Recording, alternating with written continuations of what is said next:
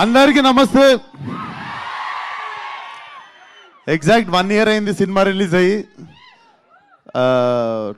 March 22 దాటితే అరే ఒక 1 year అయిపోయింది సినిమా రిలీజ్ లేక అని ఫీల్ అవుతుండే నేను. సో 1 year ఎండ్ కాకముందే I'm coming with one more film, Gaami.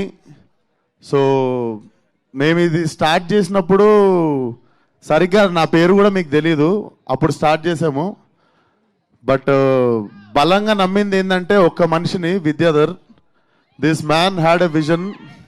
అది ఎంత క్లియర్ విజన్ ఉండే అంటే, నేను బేసిక్గా నేరేషన్స్ ఏంటా, ఈ సినిమా నాకు మనిషిని కలిసినప్పుడే అర్థమైంది నేరేషన్ ఇయ్యలేడని.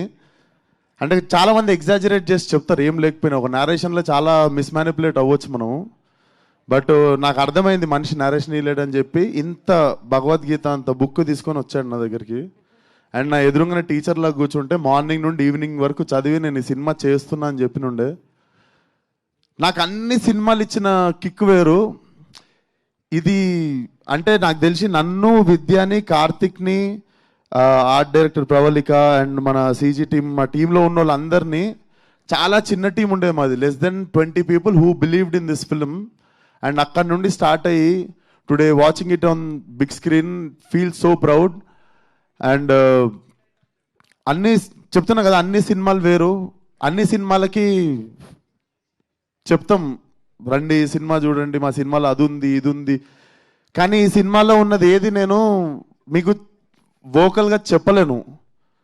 నేను మీకు ఓపెన్గా చెప్పగలిగేది ఒకటే, మీకు మాస్ డైలాగులు ఉండవు, ఐటమ్ సాంగ్ ఉండదు, మొత్తం థియేటర్లు లేచిపెట్టేట్టు విజిల్ కొట్టే ఫైట్లు ఉండవు. కాకపోతే ఇవన్నీ ఇచ్చిన ఎక్స్పీరియన్స్ మీకు సెకండ్ హాఫ్లో ఖచ్చితంగా ఉంటుంది. అది డెఫినెట్లీ తెలుగు సినిమా నుండి, తెలుగు సినిమాని రిప్రజెంట్ చేసే ప్రతి ఫిల్మ్ మేకర్ ప్రౌడ్గా ఫీల్ అయ్యే సినిమా మాత్రం ఖచ్చితంగా అవుతుంది Gaami.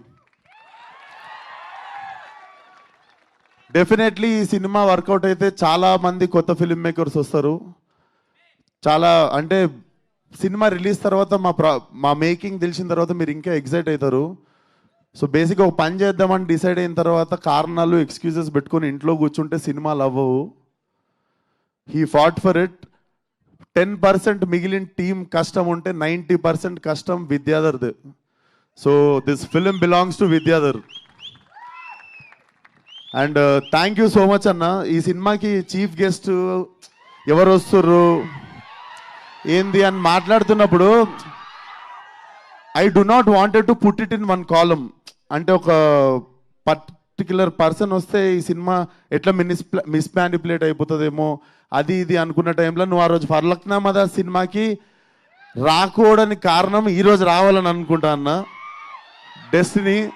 But thank you so much. నేను ఎక్కువ పొగడ్డా అన్న, కాకపోతే ఒకటే మాట చెప్తా, చెప్పనీరా యాక్టింగ్ చేయకుండా హీరో అయిన డైరెక్టర్ నువ్వే ఇండియన్ ఆడియన్స్కి. So thank you so much. Telugu వాళ్ళు అందరూ తలెత్తుకునేటట్టు రాజమౌళి గారు చేస్తే, తెలుగు వాళ్ళందరూ కాలర్ ఎత్తుకునేటట్టు నువ్వు చేసినావు. So thank you for existing, పుట్టినందుకు థ్యాంక్స్. అండ్ వంశీ అన్న, థ్యాంక్ యూ సో మచ్ అన్న. ఈ సినిమాకి మేము స్టార్ట్ చేసినప్పుడు మేమందరం కలిసి చేసుకుంటుంటే ఇంకొక బ్యాక్ బోన్ ఎవరన్నా కావాలి అనుకున్న టైంలో సడన్గా ఒకరోజు ఫోన్ చేసి వంశీ అన్న సినిమా తీసుకుంటాను కానీ కథ సినిమా రిలీజ్ అయిపోతుందని ఆరామ్ అయిపోయిన ఉండే. Thank you so much for believing in this film అన్న. And Karthik, thank you so much.